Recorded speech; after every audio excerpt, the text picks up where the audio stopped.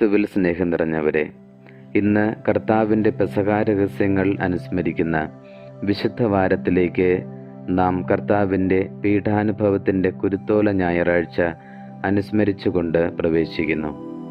സഭയുടെ ആരാധനാക്രമത്തിലെ ഏറ്റവും പ്രധാനപ്പെട്ട ദിനങ്ങളാണ് വിശുദ്ധ വാരം.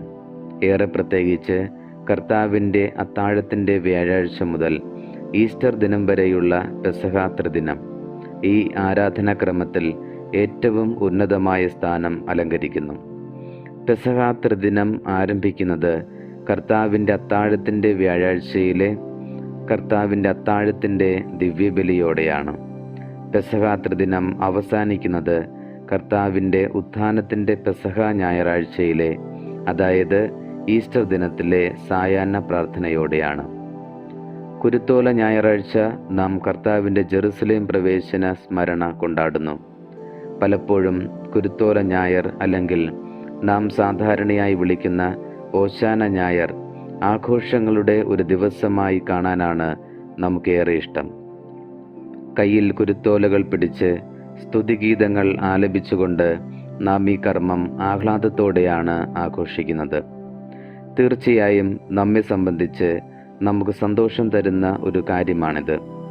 ഈ ദിനത്തിൽ കർത്താവ് ജെറുസലേമിലേക്ക് രാജകീയമായി പ്രവേശനം നടത്തി എന്നത് ആഘോഷപൂർവകമായ ഒരു അനുസ്മരണമാണെങ്കിലും യേശുനാഥൻ ജെറുസലേമിലേക്ക് പ്രവേശിച്ചത് തനിക്ക് വേണ്ടി പിതാവ് ഒരുക്കിയിരിക്കുന്ന പാനപാത്രം കുടിക്കാനാണ്.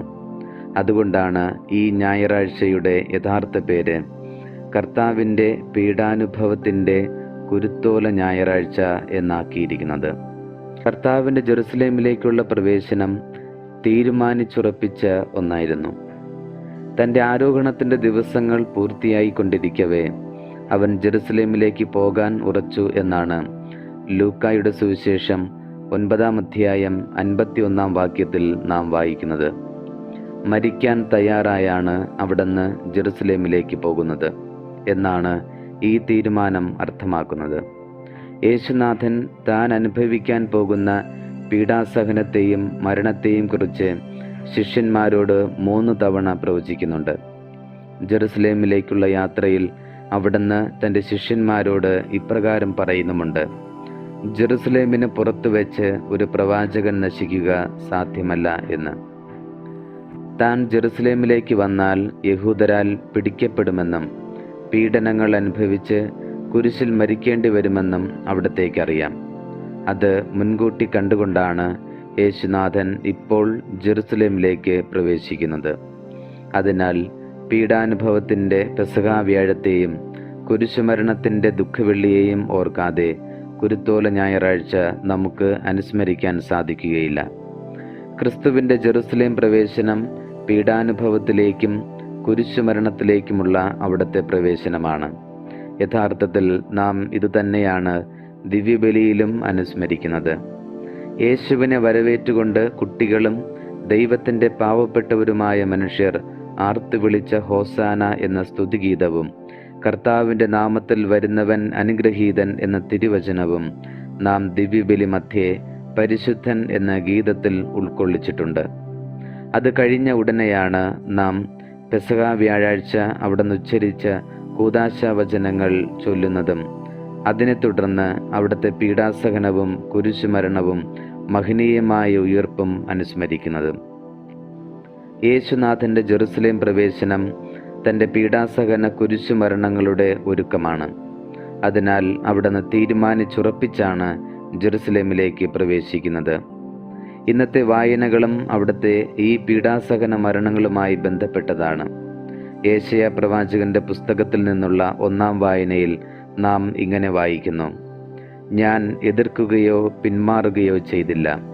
അടിച്ചവർക്ക് പുറവും താടിമീശ പറിച്ചവർക്ക് കവിളുകളും ഞാൻ കാണിച്ചു കൊടുത്തു. നിന്ദയിൽ നിന്നും തുപ്പലിൽ നിന്നും ഞാൻ മുഖം തിരിച്ചില്ല. എൻ്റെ ദൈവമേ, എൻ്റെ ദൈവമേ, എന്തുകൊണ്ട് അങ്ങനെ ഉപേക്ഷിച്ചു എന്ന് ആവർത്തിക്കുന്ന പ്രതിവചന സങ്കീർത്തനത്തിലാകട്ടെ കർത്താവിൻ്റെ പീഡാനുഭവത്തെ ഓർമ്മിപ്പിക്കുന്ന സങ്കീർത്തനമാണ് നാം വായിച്ചു കേൾക്കുന്നത്.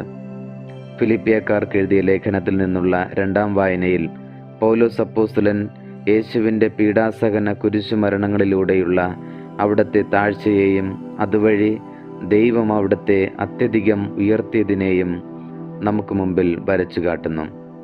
ദിവ്യബലി മധ്യേ സുവിശേഷ വായനയ്ക്ക് പകരമായി യേശുക്രിസ്തുവിൻ്റെ പീഡാനുഭവ ചരിത്രം വായിച്ചു കേട്ടുകൊണ്ട് നാം കർത്താവിൻ്റെ പീഡാനുഭവത്തിൻ്റെ കുരുത്തോല ഞായറാഴ്ച സമുചിതമായി ആഘോഷിക്കുന്നു. ജനക്കൂട്ടം യേശുവിനെ വരവേറ്റതിന് പല കാരണങ്ങളുണ്ട്. അതിൽ പ്രധാനപ്പെട്ടത് യേശുവിനെ അവർ ഒരു രാഷ്ട്രീയ നേതാവായി കണ്ടു എന്നതാണ്. വിദേശാധിപത്യത്തിൽ നിന്ന് തങ്ങളെ രക്ഷിക്കാൻ മിശിഹ വരുമെന്ന് അവർ പ്രതീക്ഷിച്ചിരുന്നു. അങ്ങനെ റോമൻ ഭരണത്തിൽ നിന്ന് തങ്ങളെ മോചിപ്പിച്ച് തങ്ങൾക്ക് സ്വാതന്ത്ര്യം നൽകുന്ന, തങ്ങളുടെ രാജ്യം വീണ്ടെടുത്ത് നൽകുന്ന ഒരു രാജാവായിട്ടാണ് യേശുനാഥനെ അവർ കണ്ടത്. രാജാക്കന്മാർ യുദ്ധത്തിന് പോകുമ്പോൾ സവാരി ചെയ്യുന്നത് കുതിരപ്പുറത്താണ്. സമാധാനം സ്ഥാപിക്കാൻ പോകുമ്പോൾ അവർ തിരഞ്ഞെടുക്കുന്ന സവാരി മൃഗം കഴുതയാണ്. കഴുത എളിമയുടെയും ലാളിത്യത്തിനും സമാധാനത്തിൻ്റെയും പ്രതീകമാണ്. കഴുതപ്പുറത്തേറി ജെറുസലേമിലേക്ക് യാത്ര ചെയ്തതിലൂടെ യേശു താൻ രക്തരൂക്ഷിത വിപ്ലവം നയിക്കുന്ന ഒരു രാഷ്ട്രീയ മിശിഹായല്ല, മറിച്ച് സമാധാനം സ്ഥാപിക്കുന്ന രാജാവാണെന്ന് വെളിപ്പെടുത്തുകയായിരുന്നു. തീവ്രവാദികളായ ചില യഹൂദർ ചിന്തിച്ചിരുന്നത് പോലെ അക്രമമാർഗത്തിലൂടെ രാഷ്ട്രീയ അധികാരം സ്ഥാപിക്കുന്ന മിശിഹായല്ല, മറിച്ച് തന്നെ ബലിയർപ്പിച്ചുകൊണ്ട് മനുഷ്യകുലത്തെ രക്ഷിക്കുന്ന സമാധാന രാജാവായ മിശിഹായാണ് താനെന്ന് അവിടുന്ന് പ്രഖ്യാപിക്കുന്നു.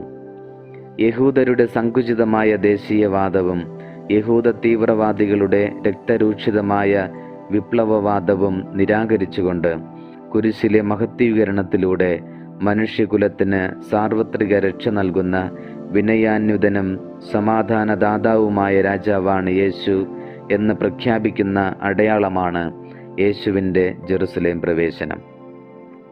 ഫിലിപ്പിയക്കാർക്ക് എഴുതിയ ലേഖനത്തിൽ നാം ഇങ്ങനെ വായിക്കുന്നു: ദൈവത്തിൻ്റെ രൂപത്തിലായിരുന്നെങ്കിലും അവൻ ദൈവവുമായുള്ള സമാനത നിലനിർത്തേണ്ട ഒരു കാര്യമായി പരിഗണിച്ചില്ല. തന്നെ ശൂന്യനാക്കിക്കൊണ്ട് ദാസന്റെ രൂപം സ്വീകരിച്ച് മനുഷ്യരുടെ സാദൃശ്യത്തിൽ ആയിത്തീർന്ന് ആകൃതിയിൽ മനുഷ്യനെ പോലെ കാണപ്പെട്ടു. മരണം വരെ, അതേ കുരിശുമരണം വരെ അനുസരണമുള്ളവനായി തന്നെ താഴ്ത്തി. ക്രിസ്തുനാഥൻ രാജകീയമായി ജെറുസലേമിലേക്ക് പ്രവേശിച്ചു എന്ന് പറയുമ്പോൾ യഥാർത്ഥത്തിൽ അവിടുന്ന് രാജാവായത് സ്വയം ശൂന്യനാക്കിയതിലൂടെയാണെന്ന് നാം മറന്നു പോകരുത്. ദൈവത്തിൻ്റെ രൂപത്തിൽ ആയിരുന്നെങ്കിലും എല്ലാ ദൈവിക മഹിമകളും മാറ്റിവെച്ചുകൊണ്ട് തന്നെ ശൂന്യനാക്കി അവിടുന്ന് മനുഷ്യരുടെ സാദൃശ്യത്തിൽ ആയിത്തീർന്ന്. നോക്കുക, സർവചരാചരങ്ങളെയും സൃഷ്ടിച്ച സർവശക്തനും സർവജ്ഞാനിയും മരണമില്ലാത്തവനുമായ ഒരു ദൈവം ഇവിടെ തൻ്റെ ശക്തി വൈഭവം പ്രകടിപ്പിക്കുന്നത് ബലഹീനമായ മനുഷ്യപ്രകൃതി സ്വീകരിച്ചുകൊണ്ടാണ്.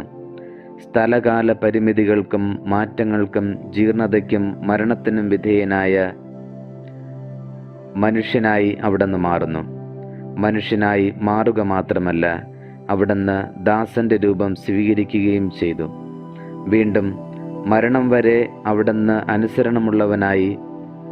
അത് വെറും മരണമായിരുന്നില്ല. യഹൂദരെ സംബന്ധിച്ച് ഏറ്റവും ശപിക്കപ്പെട്ടത് എന്ന് അവർ കണക്കാക്കിയിരുന്ന കുരിശുമരണമാണ് യേശുനാഥൻ സ്വീകരിച്ചത്. അത്രമാത്രം അവിടുന്ന് തന്നെ താഴ്ത്തി. ഈ സ്വയം ശൂന്യവൽക്കരണത്തിലേക്കും തന്നെ താഴ്ത്തുന്നതിലേക്കുമുള്ള യേശുവിൻ്റെ പ്രവേശനമാണ് ജെറുസലേമിലേക്കുള്ള അവിടുത്തെ രാജകീയ പ്രവേശനം.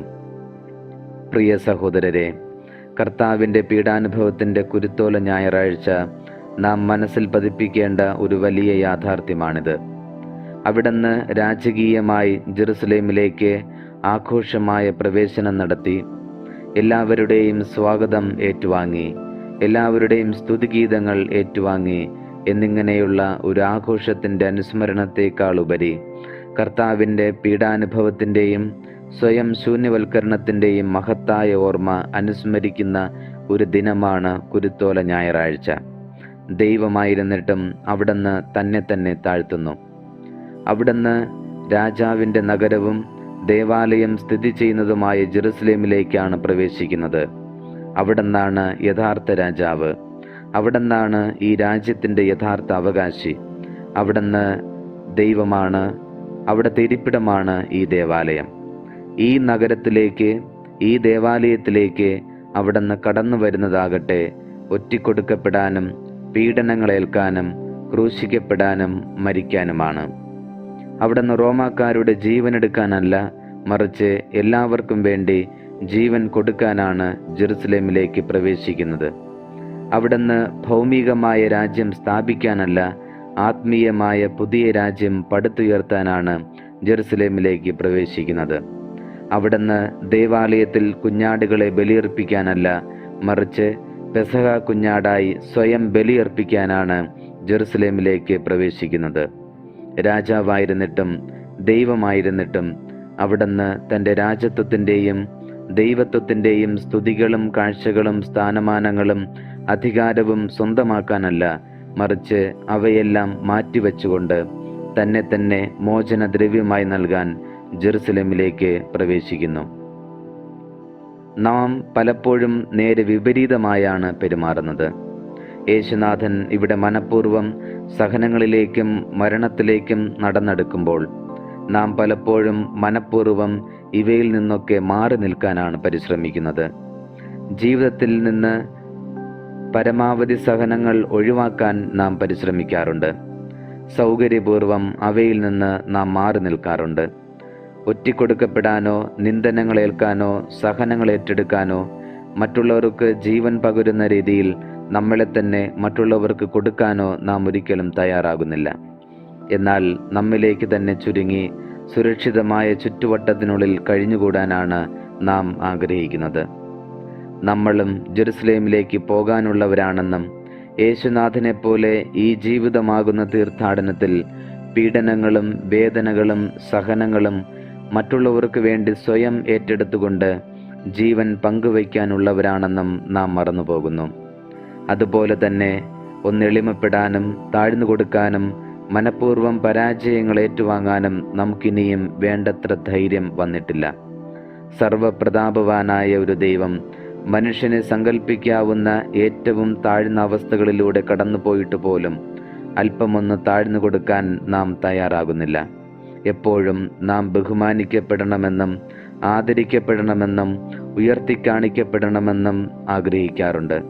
ഇത്തരം മനോഭാവങ്ങൾ നമ്മെ ക്രിസ്തുവിൽ നിന്ന് വളരെ ദൂരെ അകറ്റുന്നു എന്ന് നമുക്ക് മറക്കാതിരിക്കാം. ക്രിസ്തുനാഥനെ പോലെ ശൂന്യവൽക്കരണത്തിൻ്റെ പാത സ്വീകരിച്ചുകൊണ്ട് അവിടത്തോടൊപ്പം കുരിശു വഹിക്കാനും പീഡാസഹനങ്ങളിലൂടെ കടന്നു പോകാനും നമുക്ക് തയ്യാറാകാം. പീഡാസഹനങ്ങളിലൂടെ നാം കടന്നു പോകുന്നത് നമ്മുടെ അനുദിന കുരിശുകൾ സന്തോഷപൂർവ്വം വഹിക്കുന്നതിലൂടെയും മറ്റുള്ളവർക്ക് ശുശ്രൂഷ ചെയ്യുന്നതിലൂടെയുമാണെന്ന് നമുക്ക് മറക്കാതിരിക്കാം. അതുവഴി കർത്താവിൻ്റെ ജെറുസലേമിലേക്കുള്ള ഈ പ്രവേശനം നമ്മുടെ ജീവിതത്തിലും യാഥാർത്ഥ്യമാകട്ടെ. അതിനായി ദൈവം നമ്മെ അനുഗ്രഹിക്കുകയും ചെയ്യട്ടെ.